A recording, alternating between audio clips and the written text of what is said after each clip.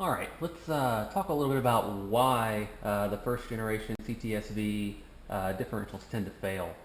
So I have a differential here on the workbench that we can use to talk about. Ignore all the polka dots. This was the actual differential that I sent out to have 3D scanned, and it's the one that I used to design the diff brace template from it, so it still has all the little stickers on it.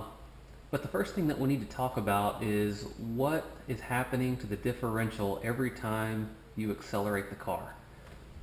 The first thing is as the wheels spin, torque gets transmitted through the axles, into the gears, through the gears, into the case, from the case, into the subframe. If you've ever watched a solid axle car, there are some videos on YouTube that you can watch. But whenever someone with a solid axle car with leaf springs, whenever they hit the gas, you'll see the nose of the differential go up. That's called axle wrap. The same thing is happening with an independent rear suspension pumpkin as what you see in a solid axle car. The front pinion wants to go up, and it's because of the forces transmitted through it from the axles. So if we look at the differential from this angle, you can imagine that the whole diff wants to pivot about this axis, right through the center line. If you look at the back of the differential, you'll notice that we have two mounts and they're roughly centered along the center line of the differential, right through the drive shaft. What you'll notice on the front of the differential, there's only a single bolt holding it, and it's not in the center line of the axle. And that's the problem, because you can imagine that as this pinion wants to move up because of the case rotating about the axles, if you imagine this being a pivot point for the differential, if you could apply an incredible amount of force, which is what's happening with the diff, and you have this offset mount, the differential wants to twist. It wants to spin about this axis. It's kind of like if you take the old BMR subframe brace. I've had this thing around forever. I used it for a while. But as you accelerate, if this is the mounting bolt and you're pushing up here, what's happening is the entire differential wants to spin. So the front wants to spin. The rear has two mounting locations that are holding it very, very stable. And so as the rear of the differential is held in place and the front wants to twist, that wants to deform and twist the entire case. And that's what causes these things to fail. Now GM, they tried really hard to put a bunch of ribbing and webbing and reinforcement all around the differential to take that load, that twisting load, and make the differential as strong as they could. The second thing that we need to talk about is the material. The CTS-V has an aluminum rear end. Now they use a lot of aluminum in cars. It's lightweight. It's relatively strong. It's very, very cheap. But there is one bad thing about aluminum, and it's called the endurance limit. So let's take a paper clip, and we'll use this as an example. We all know you take a paper clip and you open it up, and you bend it back and forth and back and forth and back and forth. Eventually, you're going to cause it to break. So there's one dirty little secret to aluminum that some people might not know about. So let's compare aluminum versus steel when we talk about fatigue failure due to exceeding the endurance limit of the metal. If this paper clip were steel, for example, there's a certain amount that I could bend this paper clip and never cause it to break. As long as I stay below a certain limit, I could do this for a million years and it's never going to break.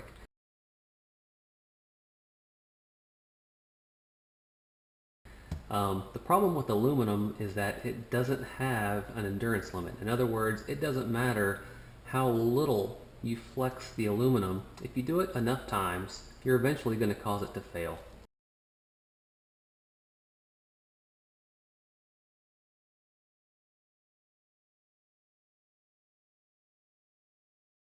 It's just a property of the metal. Nothing anybody can do about it. Now let's apply that concept to the differential. Every time you hit the gas, we talked about that the differential will want to twist a little bit. Obviously, it's got a lot of ribbing structure and it's pretty strong, so it's not going to bend a lot. any amount of deflection is eventually going to cause a failure. Now let's talk about everybody's favorite subject, which is wheel hop. Wheel hop is basically your tires have traction, then the suspension hops, and they don't have traction. And so what the differential sees is torque, no torque, torque, no torque. And if you think about what that means, this pinion will push up, and then whenever you have wheel hop, it comes back down. And then it gets traction again, and it goes up, and then it comes down.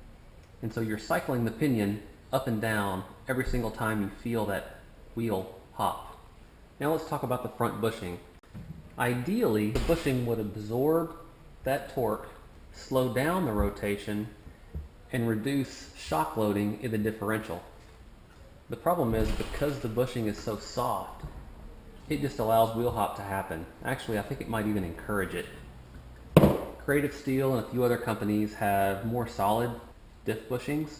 They'll hold the diff more firmly and won't allow it to move up and down.